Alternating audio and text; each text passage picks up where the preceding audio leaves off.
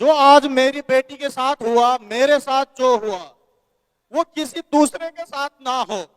मेरी बेटी आज मेरे यहाँ नहीं है तो वो ना हो ऐसा। सर आप संसद में आवाज उठाइए और ये न्याय दिलाइए सबको, ऐसा किसी बच्चे के साथ ना हो।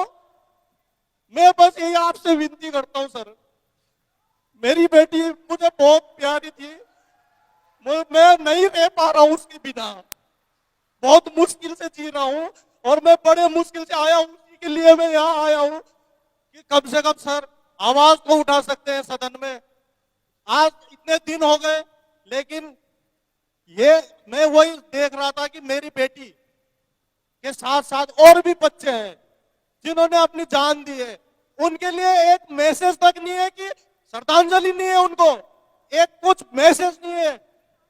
कम से कम आप इस्तीफा मत दो, कम से कम श्रद्धांजलि तो दे दो बच्चों को।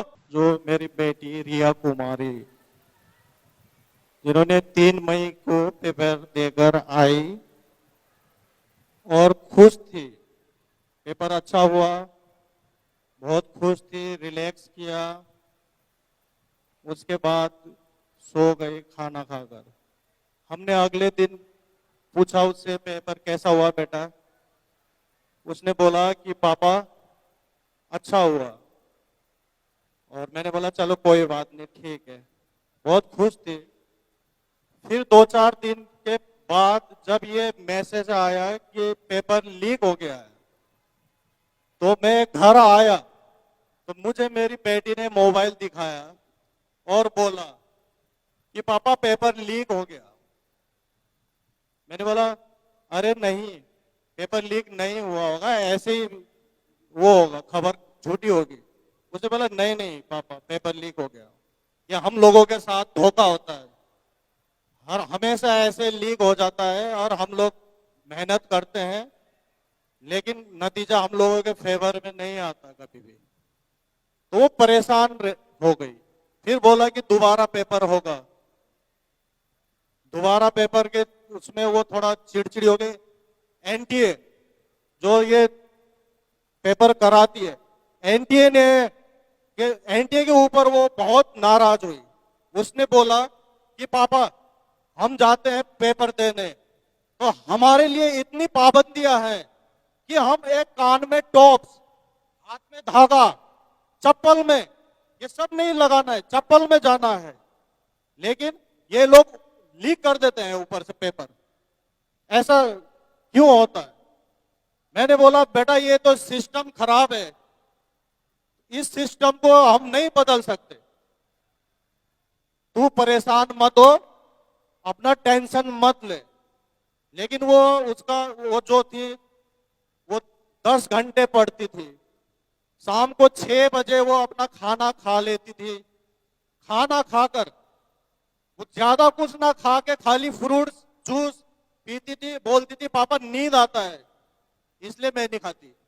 2 बजे 3 बजे तक वो रात को पढ़ती थी, पढ़ती रहती थी।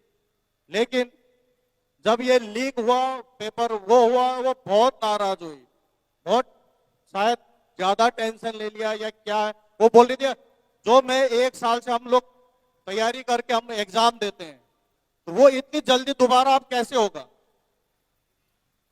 अब मैंने तो समझाया उसे बेटा आगे कुछ वो मत कर, टेंशन ज्यादा मत ले, रहने दे बेटा, अब सबके साथ ही हुआ है। लेकिन वो बहुत नाराज थी एनटीए से। मैं सर को यही बोलना चाहता हूं कि सर ये शिक्षा प्रणाली जो भी है इसको थोड़ा सरल बनाइए। जो आज मेरी बेटी के साथ हुआ, मेरे साथ जो हुआ, वो किसी दूसरे के साथ ना हो। मेरी बेटी आज मेरे यहाँ नहीं है तो वो ना हो ऐसा। सर आप संसद में आवाज उठाइए और ये न्याय दिलाइए सबको, ऐसा किसी बच्चे के साथ ना हो। मैं बस यही आपसे विनती करता हूं सर। मेरी बेटी मुझे बहुत प्यारी थी, मैं नहीं रह पा रहा हूं उसके बिना, बहुत मुश्किल से जी रहा हूं और मैं बड़े मुश्किल से आया हूं, उसी के लिए मैं यहाँ आया हूं कि कम से कम सर आवाज तो उठा सकते हैं सदन में। आज इतने दिन हो गए, लेकिन ये मैं वही देख रहा था कि मेरी बेटी के साथ साथ और भी बच्चे हैं जिन्होंने अपनी जान दी है, उनके लिए एक मैसेज तक नहीं है, कि श्रद्धांजलि नहीं है उनको, एक कुछ मैसेज नहीं है। कम से कम आप इस्तीफा मत दो, कम से कम श्रद्धांजलि तो दे दो बच्चों को।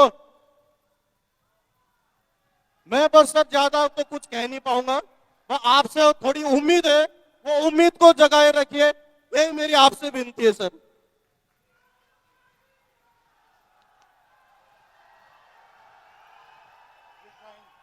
At least for other children. Love you.